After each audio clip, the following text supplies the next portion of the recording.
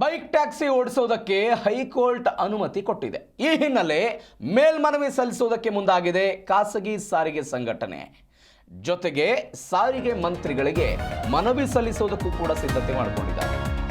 ಇತ್ತೀಚೆಗೆ ಬೈಕ್ ಮತ್ತು ಟ್ಯಾಕ್ಸಿ ಓಡಿಸೋದಕ್ಕೆ ಅನುಮತಿಯನ್ನು ಕೊಟ್ಟಿತ್ತು. ಮೇಲ್ಮನವಿಯನ್ನು ಸಲ್ಲಿಕೆ ಮಾಡೋದಕ್ಕೆ ಖಾಸಗಿ ಸಾರಿಗೆ ಸಂಘಟನೆಗಳು ಇದೀಗ ಮುಂದಾಗಿರೋದು. ಜೊತೆಗೆ ಸಾರಿಗೆ ಮಂತ್ರಿಗಳಿಗೂ ಕೂಡ ಮನವಿಯನ್ನು ಸಲ್ಲಿಸೋದಕ್ಕೆ ಇವರು ತಯಾರಿಯನ್ನು ಮಾಡಿಕೊಂಡಿದ್ದಾರೆ. ಜೊತೆಗೆ ಸಾರಿಗೆ ಕಾರ್ಯದರ್ಶಿಗಳಿಗೆ ಮತ್ತು ಆಯುಕ್ತರಿಗಳಿಗೂ ಕೂಡ ಮನವಿಯನ್ನು ಸಲ್ಲಿಕೆ ಮಾಡ್ತಾರಂತೆ. ಇವತ್ತು ಸಾರಿಗೆ ಆಯುಕ್ತರ ಕಚೇರಿಗೆ ಭೇಟಿ ಕೊಡುತ್ತೆ ಒಕ್ಕೂಟ. ಕೆಲವೊಂದಿಷ್ಟು ಮನವಿಗಳಿದೆ ಅವರದ್ದು. ಈ ಹಿನ್ನೆಲೆ ಇದೀಗ ಅದನ್ನ 22 ಸಾರಿಗೆ ಸಂಘಟನೆಗಳಿಂದ ಸಾರಿಗೆ ಆಯುಕ್ತರ ಕಚೇರಿಗೆ ಭೇಟಿಯನ್ನು ಕೊಡಲಾಗುತ್ತೆ. 22 ಸಾರಿಗೆ ಸಂಘಟನೆಗಳಿಂದ ಎಸ್ ನಟರಾಜ್ ಶರ್ಮಾ ನೇತೃತ್ವದ ಖಾಸಗಿ ಸಾರಿಗೆ ಸಂಘಟನೆ ಇದು ಅನುಮತಿಯನ್ನು ಕೊಟ್ಟಿತ್ತು. ಬೈಕ್ ಟ್ಯಾಕ್ಸಿಗೆ ಸಂಬಂಧಪಟ್ಟಂತೆ ಈಗಾಗಲೇ ನ್ಯಾಯಾಲಯ ಸರ್ಕಾರಕ್ಕೆ ಆದೇಶ ಕೊಟ್ಟಿದೆ.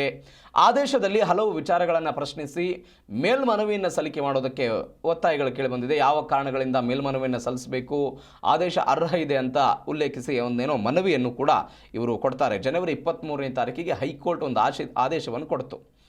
ಬೈಕ್ ಟ್ಯಾಕ್ಸಿ ಓಡಿಸೋದಕ್ಕೆ ಅನುಮತಿ ರಾಜ್ಯ ಸರ್ಕಾರ ಅದನ್ನು ಈ ಹಿಂದೆ ರದ್ದುಗೊಳಿಸಿತ್ತು ಬೇರೆ ಬೇರೆ ಕಾರಣಗಳಿಗಾಗಿ, ಬೇರೆ ಬೇರೆ ರಾಜ್ಯಗಳ ಆದೇಶಗಳನ್ನು ನೋಡಿಕೊಂಡು. ಆದರೆ ವಿಭಾಗೀಯ ಪೀಠ, ಏಕಸದಸ್ಯ ಪೀಠ ಈ ನಿಷೇಧವನ್ನು ರದ್ದುಗೊಳಿಸಿತ್ತು.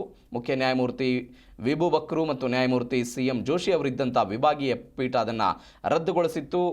ದ್ವಿಚಕ್ರ ವಾಹನಗಳನ್ನು ಸಾರಿಗೆ ವಾಹನ ಅಂತ ನೋಂದಾಯಿಸುವುದಕ್ಕೆ ಮತ್ತು ಅವುಗಳಿಗೆ ಕಾಂಟ್ರಾಕ್ಟ್ ಕ್ಯಾರೇಜ್ ಪರವಾನಗಿ ನೀಡುವಂತೆ ಸಾರಿಗೆ ಅಧಿಕಾರಿಗಳಿಗೆ ನ್ಯಾಯಾಲಯ ನಿರ್ದೇಶನ ಕೊಟ್ಟಿತ್ತು.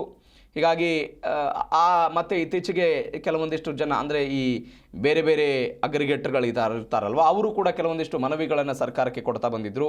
ಇದೀಗ ಖಾಸಗಿ ಸಾರಿಗೆ ಸಂಘಟನೆಯವರು ಕೂಡ ಮನವಿಯನ್ನು ಸಲ್ಲಿಸೋದಕ್ಕೆ ಮುಂದಾಗಿದ್ದಾರೆ. ಸಾರಿಗೆ ಸಚಿವರನ್ನು ಭೇಟಿ ಆಗ್ತಾರಂತೆ, ಆಯುಕ್ತರನ್ನು ಭೇಟಿ ಆಗ್ತಾರಂತೆ. ಮತ್ತೊಂದು ಕಡೆ ಹೈಕೋರ್ಟ್ಗೂ ಅಂದರೆ ಕೋರ್ಟ್ಗೂ ಕೂಡ ಇದ್ರ ಬಗ್ಗೆ ಹೋರಾಟ ಮಾಡೋದಕ್ಕೆ ಅವರೇನೋ ಮುಂದಾಗ್ತಾ ಇದ್ದಾರೆ.